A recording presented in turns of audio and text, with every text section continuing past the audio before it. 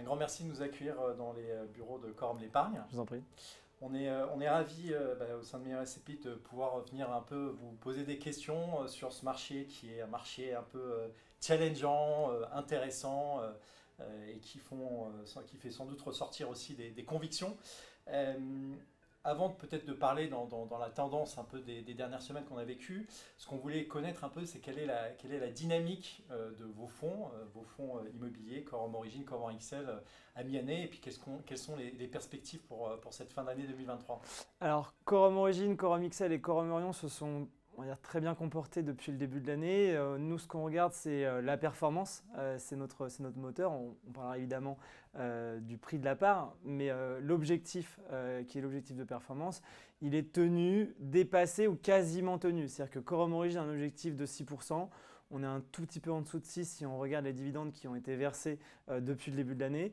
Corum XL qui a un objectif de 5%, on dépasse cet objectif de performance depuis le début de l'année. Et Corum Orion, dont l'objectif est de 4,5%, son objectif est largement dépassé. Il s'avère que ce contexte aujourd'hui, il est plutôt opportun, même très opportun pour nos SCPI parce qu'on a la confiance de nos partenaires et des épargnants. Ce qui veut dire qu'on a de l'épargne qui nous est confiée, on a de la collecte que l'on peut investir. Je pense qu'on en parlera un peu après, mais dans un marché qui est assez différent. Et donc, on a cette capacité à se positionner sur des acquisitions, un peu comme pendant la période Covid, pendant la période 2020, où il y avait beaucoup moins d'acheteurs, pour d'autres raisons évidemment. Mais c'est cette force, c'est le fait de pouvoir payer cash nos acquisitions qui est un vrai pouvoir de négociation.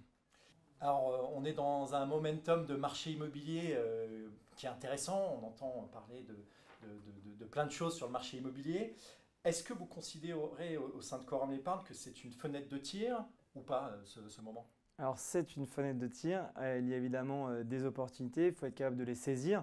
Pour ça, il faut avoir de l'épargne et donc de la collecte à investir. Et grâce à la confiance de nos partenaires et des épargnants, on a cette collecte à investir. Donc on est capable de saisir ces opportunités. Il s'avère que depuis quasiment un an maintenant, le marché a quand même bien changé. Alors il a réagi un petit peu plus tardivement que la hausse des taux des banques centrales parce que l'immobilier réagit toujours un petit peu plus tard, mais ça fait déjà un an que l'on constate ces impacts et on a cette collecte que l'on peut investir, donc saisir ces opportunités. On est passé d'un marché de vendeurs à un marché d'acheteurs et aujourd'hui nous sommes plutôt acheteurs. Ça ne veut pas dire qu'on exclut complètement de vendre, hein. Si jamais il y a un acheteur qui veut se porter sur l'un de nos immeubles et qu'on peut dégager une plus-value pour nos épargnants, on ne va pas s'en priver et je pense qu'on aura des bonnes nouvelles sur ce sujet d'ici la fin de l'année. Mais voilà, on est plutôt sur un marché d'acheteurs, plutôt des opportunités et on le voit notamment sur la hausse des rendements. Par exemple, on a investi 1 milliard d'euros depuis le début de l'année, c'est quasiment autant qu'en 2022 et en moyenne, on a acheté avec des rendements plus élevés. Par exemple, un immeuble pour lequel on avait un rendement de 6,5%, on l'a acheté en moyenne 7%. Depuis le début de l'année. C'est-à-dire qu'on a acheté tous nos immeubles à 7%, mais c'est pour illustrer cette augmentation des rendements à l'acquisition. Donc, quelque part, ce momentum de marché, il permet d'acheter dans des meilleures conditions.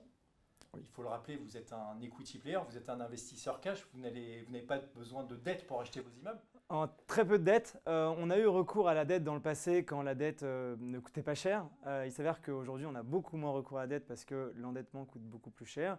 Il s'avère que nos SCPI sont très peu endettés. Corum Orion, aujourd'hui, nous sommes à 0%. Et Corum XL et Corum Origine sont à moins de 12%. Donc des SCPI très peu endettés.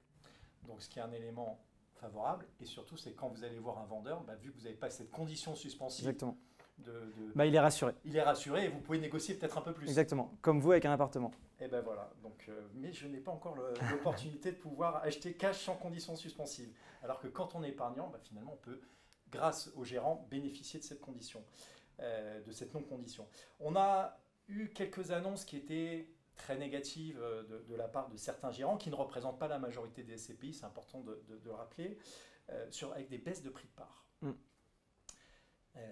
Dans ce contexte, est-ce que les prix de part de vos SCPI, est-ce qu'ils vont se maintenir? Quelle est cette dynamique? Pourquoi et si ça se maintient, pour quelle raison?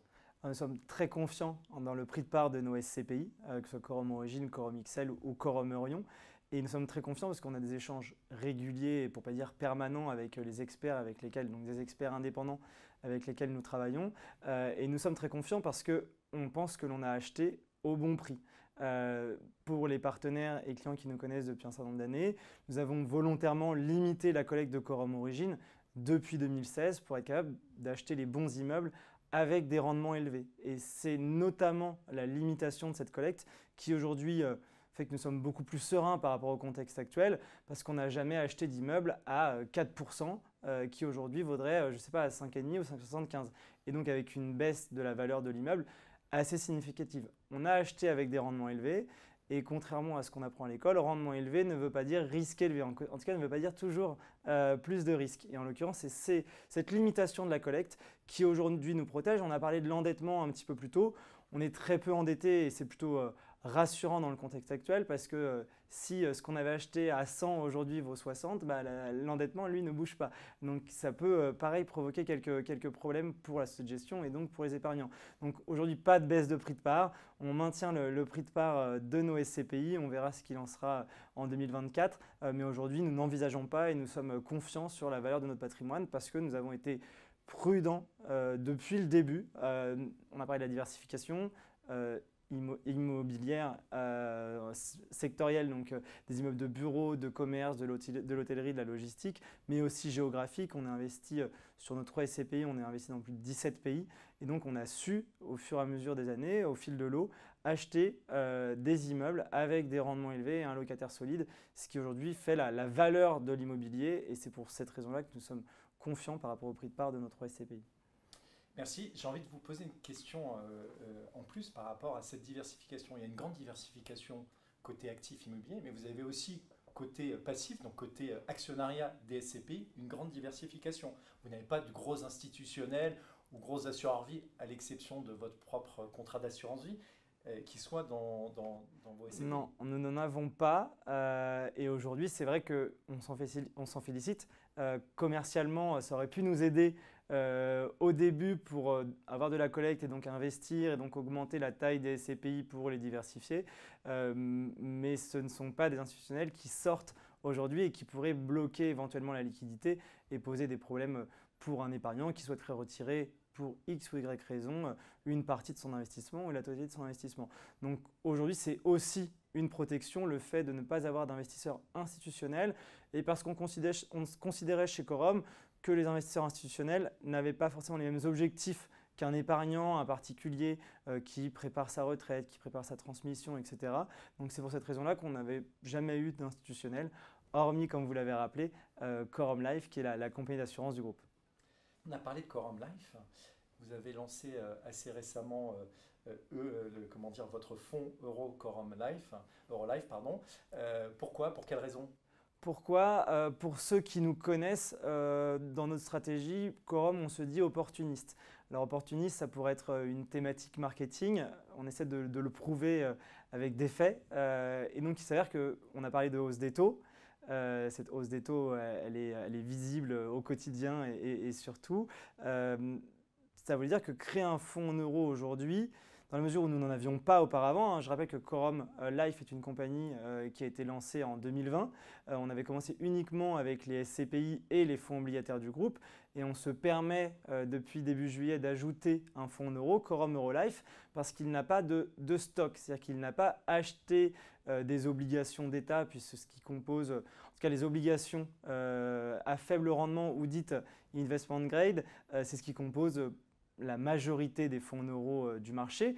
Quorum Eurolife n'en avait pas puisqu'elle n'existait pas. Donc Quorum Eurolife est lancé à un moment où les taux sont élevés, où l'obligation d'État français est à plus de 3%, où on peut aller acheter des obligations d'entreprise avec des rendements encore plus élevés.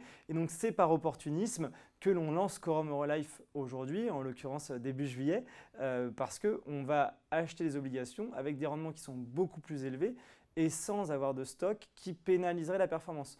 Donc on est assez optimiste pour Quorum Eurolife et pour les performances de ce fonds en euros.